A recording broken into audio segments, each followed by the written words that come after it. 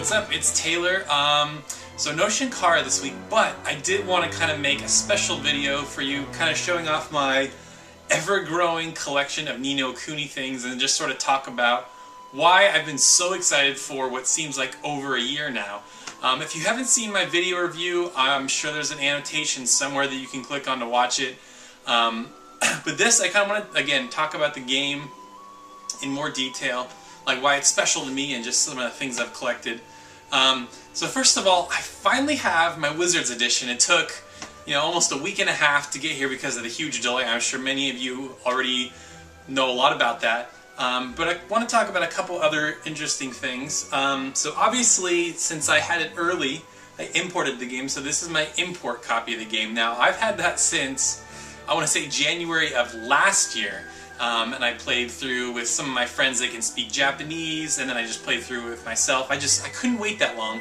Once I heard that they were going to delay it as far back as they were, I'm just like, forget that. I'm going to import it. I don't care how much it is. I don't really care if I can't understand it. I just want to see how gorgeous it looks. And obviously, if you've been playing it, you know it looks absolutely stunning. And then I want to get the strategy guide as well, because there was a lot of alchemy in the game, and I'm sure recipes are going to come in handy much later in the game and post-game once you're fighting those super monsters and stuff like that. And kind of want to know more about the familiars, what they evolve into, and what their strengths are against certain bosses. And it's weird, this was listed at $40 on Amazon, but when I checked out it was only $15, so I don't know if they're running some kind of promotion or because I'm Amazon Prime or whatever, but I only got this for 15 bucks, and I thought that was a pretty good deal. So some of these cards, obviously Drippy the book, that all came with the game, the normal game. Now this has an interesting story behind it. So Game Informer, a few months back, they were doing these games that they felt were underappreciated, and they were going to have 5 different covers. If I remember right, it was Fuse, the game by Insomniac. It's kind of like a 4-player co-op. Metro 2033, Dead Island Riptide, Beyond Two Souls, and Ni No Kuni. And I was like, I have to get that magazine. And I don't have a subscription to Game Informer, so I called everywhere. I was calling all the GameStop. I had a friend that worked at GameStop. I was like, hey man, do you have the Ni No Kuni cover? Nope, didn't have it. Called all the local GameStops, didn't have it. And I went to one kind of out of the way. And I walked in, I was like, hey, I'm looking for the Ni No Kuni cover. Do you guys have it? And he's like, yeah, we got one. I was like, oh, cool.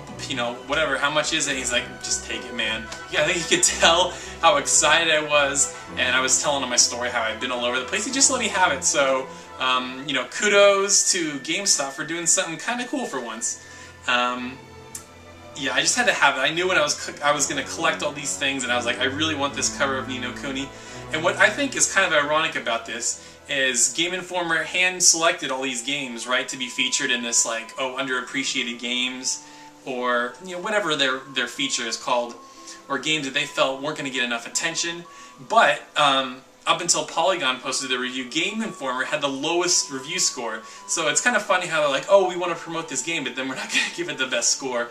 I mean, to each their own opinions, but obviously most of the review scores have been very high. I think the Metacritic's at like 86 right now.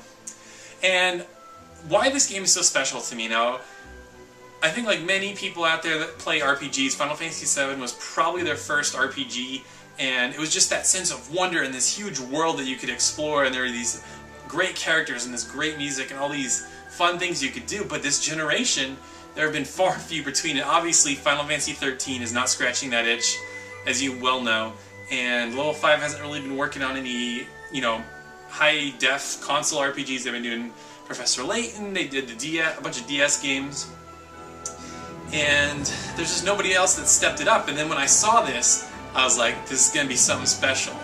And I knew it was going to be an amazing game. It harkens back to those old school games, the world map and the exploration and just the wonder. But it's done with amazing graphics in that Studio Ghibli style. And when I got it back in January, I'm like, yeah, everybody's going to love this game. And that's really what I was waiting for. I knew when I got it I was going to love it, but I really wanted to see what everybody's reactions to the game were going to be. I'm like, everybody's got to love this game as much as I do, and it's going to be the kickstart to a brand new movement towards awesome JRPGs, and hopefully Square Enix gets their act together and all that. So from everybody that I've been reading on Twitter and Facebook and just everywhere, people are loving the game. They're in love with it. The graphics are gorgeous and everything. So I hope you're enjoying the game. I'm sure, you know, if you're subscribed to my channel, if you're watching this video, you watched my review. I've seen a lot of people saying, because of your video, I'm going to go buy the game. So to whoever, you know, said that, left a comment and told me that, you know, thank you. I hope you enjoy the game. That's really what the channel is about, promoting these awesome games, and I hope that you guys really enjoy it. And if you haven't picked up Ni No Kuni, like, what are you doing watching this video? Go outside, go to GameStop, go wherever it is you need to go, pick up Ni No Kuni. If you're in Europe, obviously you gotta wait a little bit longer. Not too much longer. I think next week you guys get it.